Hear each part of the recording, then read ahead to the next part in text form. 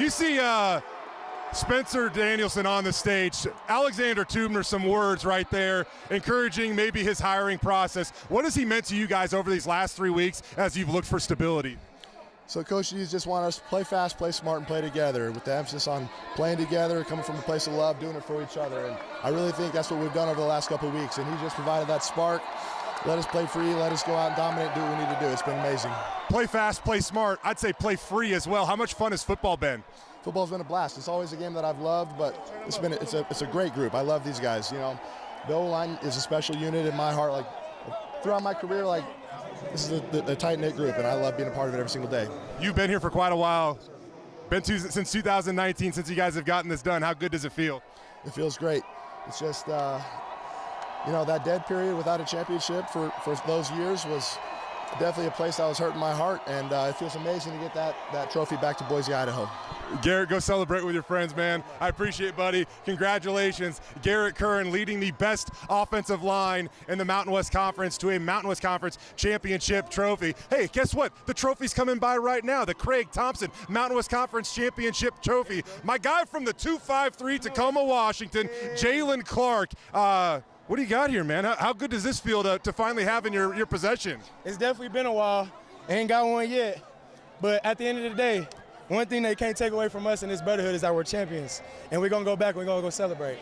Come on. I heard you talking to Noe Canio just a moment ago. You guys committed to Boise State quite a while ago. It's your first chance getting to experiencing this. How long have you waited for this moment? Like you said, 3 years strong. 3 years strong going through COVID. Different coaching exchanges, but at the end of the day, staying together and sticking with Coach D, and great things can happen. They call it the go-go offense. Yeah. You guys put up the stop sign to that thing today. What was so effective about it? I think being able to tackle, you know, they got a lot of good running backs and explosive receivers, but being able to, you know, hone in on stopping the run, which is what we've always been able to do, that helped us a lot in that game. Amarion McCoy, a better cameraman or a better cornerback? He got his share today. Yep. He came up with a big-time pick. He did, and that's my guy right there, straight out of East Palo Alto, and you know what it is, he got him his pick, and he deserved this as much as anyone. Jalen Clark getting it done. Hey, you're holding the camera, but I'm going to come over and ask you, man.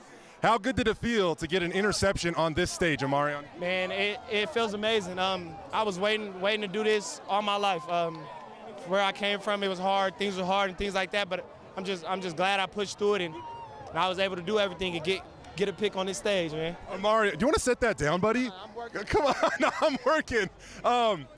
Take me back 1 year ago at this time and tell me the difference in settings that you're experiencing right now. An NFL venue, a Mountain West champ? Man, one year ago from here, man, I probably had about 1,000 fans there. Man, it changed my life, man. It's crazy. I'm loving it. My family's here, they're loving it as well, and I'm just happy to do it. Congratulations, man. Mountain West champ, Amarion McCoy, got a big-time interception in the game today for the Boise State football team as they ultimately pulled away. This game never within doubt. Boise State take an early lead in this contest, never looked back. They forced turnovers. They made explosive plays on the defensive side of the ball. Speaking of guys that make explosive plays, Andrew Simpson.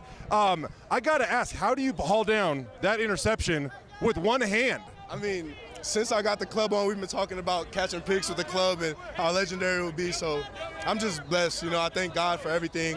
I tried to play this game without it, but they told me that I probably needed to and not to change nothing else. So I'm just grateful that we came through with the win. Andrew, take me back 3 weeks ago. You guys were on the doormat, man. How do you guys get up off of that thing and get to this point?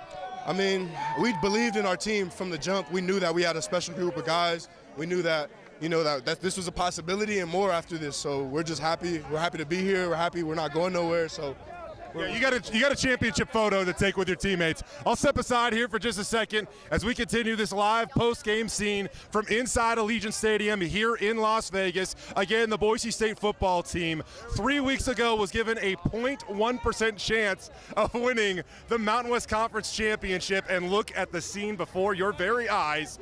They are the 2023 Mountain West champions. We were at the hotel when the team showed up rather late last night, not until 7 o'clock, 24 hours before kickoff. If you think it's late, it's because it is late. A mechanical issue with their plane delayed their departure out of Boise almost 3 hours. Eventually, they had to call in a new plane just to get them to San Diego. But again, a late arrival last night for the Broncos. Now, as I mentioned, this is an exciting day for a number of Boise State football players because it's a bit of a homecoming for them. Yes, a number of key players on the roster are from Texas, but it doesn't even compare to the amount that hail from the Golden State. 36 guys on the current roster, as you can see right here, call California home. The next highest total from an individual state is Idaho with 18.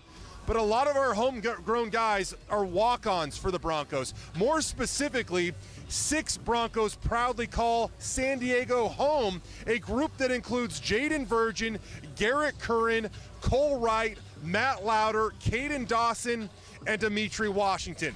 Family tickets have been hard to come by this week. Normally, players get a few tickets for each away game, and they can trade with their teammates to accommodate their requests. But as Washington and fellow Cali native Andrew Simpson told me this week, it's tough to make everyone happy right now. It's pretty hard right now. I'm not gonna lie. Like, I'm fighting for tickets, and somehow my family's like, "Hey, do you remember this person? Like so and so. Like, can you get them in?" I'm like, "Yeah. Hey, who?" But I mean, it's a lot. I was just telling people, let's just start buying tickets. Like, just buy them. I'll get as many as I can. I'll let you know. Ticket-wise, if you're not asking for tickets like 2 weeks in advance, you're probably not going to get any for this week. But we got a ton of kids from San Diego, a ton of kids from SoCal. So I have like 30 family members myself coming. I know a few guys got more than that. So it's a big game for a lot of us. I'm told that Andrew Simpson has close to 40 family members and friends in attendance. You will see them. I guarantee you, and hear them tonight on the broadcast. Dimitri Washington, the same way. A number of family members, a couple of dozen in attendance. And as we welcome you live back to the field, how about Breezy Dubar, the freshman sensation, led the Broncos in rushing last week, 62 yards on 10 carries. He also had 3 receptions for 7 yards. He has only been on campus for 3 months, I remind you, but he is starting to play a very big role in this offense for the Boise State football team. We're going to get an injury update here shortly. I do expect that George Halani will be out yet again tonight, so it's really going to test the depth of the Bronco running back position as you see some of those guys warming up. Caden Dudley coming into your screen right there, and he's a guy that all of a sudden is going to have to play a role in this offense. Was kind of stuck down the depth chart, but he'll be needed right now without George Halani in the lineup for the Boise State football team. And again, Breezy Dubar continuing to impress for the Broncos. Well, whenever we hit the road, we love to get a feel for the places that we visit. Oftentimes we'll do a stadium tour and we like to find a theme. This week, I could not be more excited about the theme. We took a tour of San Diego the only way you could, Top Gun fashion. Take a look. The city of San Diego. It once served as the backdrop for one of my favorite movies of all time, Top Gun. Yes, America's finest city makes you feel the need for speed.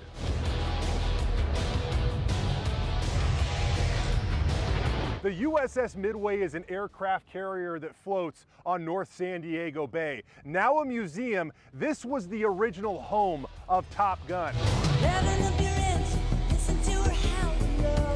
This vessel is a floating city on the sea and a place that the real-life counterparts to Maverick, Goose, and Iceman have called home.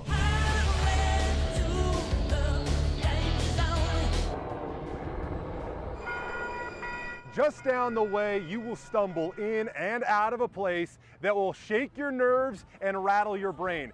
Kansas City Barbecue had the keys that helped Maverick unlock Charlie's heart. The food and atmosphere will make you want to scream, "Great balls of fire."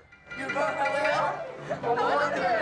Goodness gracious, great balls of fire. Goose's piano is still here, by the way. Hey, Goose, you big stick. Forever serving as a reminder to Take me to bed or lose me forever. Show me the way home, honey. Ow, ow.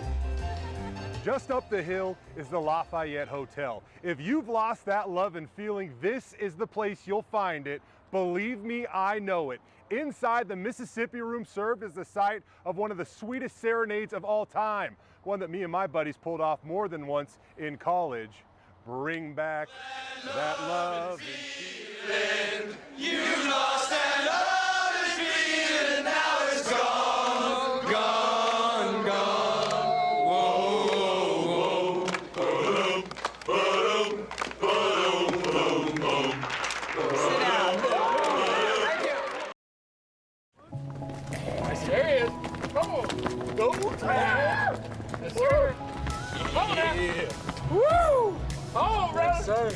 Number C. Yes, sir. Number C. Hey, look, let's go, baby. Let's go, baby. It's time. Boom! Check it out. Come on, baby. Yeah. Woo.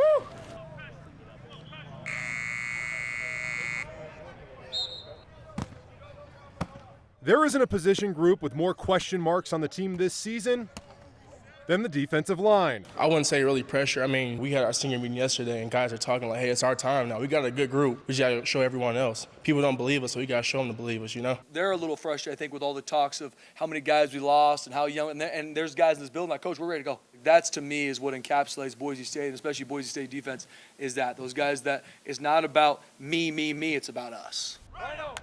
Back to help find the answers, though,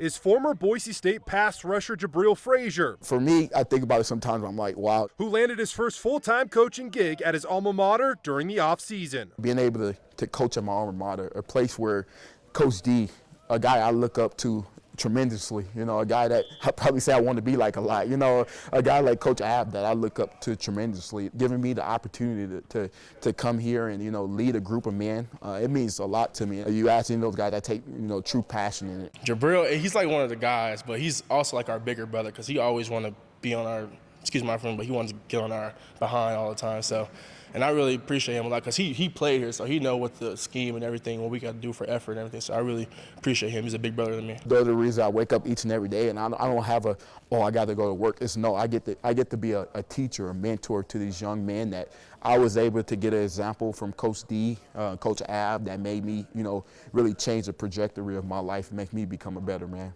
Believe it or not, he might not be the most passionate person amongst the defensive ends. That title? But Ahmed is a guy that he cares so deeply, first and foremost, for his teammates. Goes to junior Ahmed Hassanin. This is all I have. This is my family. This is my everything. And I'll do whatever it takes to just protect my family and do what helps my defense. To encapsulate Ahmed, he's that guy that talks about, like, I would do anything for you. I mean, that guy, he will run through a wall for you, if you truly love him. He cares so much. Raised in Egypt, Ahmed came over to the States with little knowledge of what he was getting himself into. I moved here in 2018. At that time, I didn't know any English. Like, I didn't play any football. I remember looking at the TV and just be like, okay, what's the NFL? what's college? I couldn't imagine coming to a country that you don't know, language you don't know, sport you don't know, and then to come here is just nothing short of special. In order to fully understand Ahmed's story, though, you need to get the full experience half a world away. I mean, sometimes you gotta go visit the family and tell them what you're doing, and there's so many people in Egypt that look up to me. They just want to see Hassanin on my back. Something sophomore linebacker Marco Notarini tackled over the summer. It really happened so fast. So me and him are roommates. So we were talking, and I go visit every summer in May, and I was like, hey man, do you wanna come to Egypt with me? He was like, yeah, I'll do it. I was lucky enough for Ahmed and his family to welcome me out in Egypt. When are you gonna get a teammate in a local like that? And then he just booked a ticket, and we planned it, and he came, and we had a lot of fun. We went to the Red Sea, and we went inside the pyramids. Me personally, I had to do it, but I'm very claustrophobic. So it's a very tight space, crawl space. It was just a really cool experience. Felt like I was in a movie, honestly. I'm really grateful to he came with me, so he's just to be able to experience different lifestyle, different culture, taking him places, just seeing the pyramids, getting inside the pyramids. It was good for him to just see where I came from, and we had a lot of fun. My favorite part of it was really seeing how Ahmed is the way he is because of where he's from and experiencing that culture. It was really cool to see how everything connected.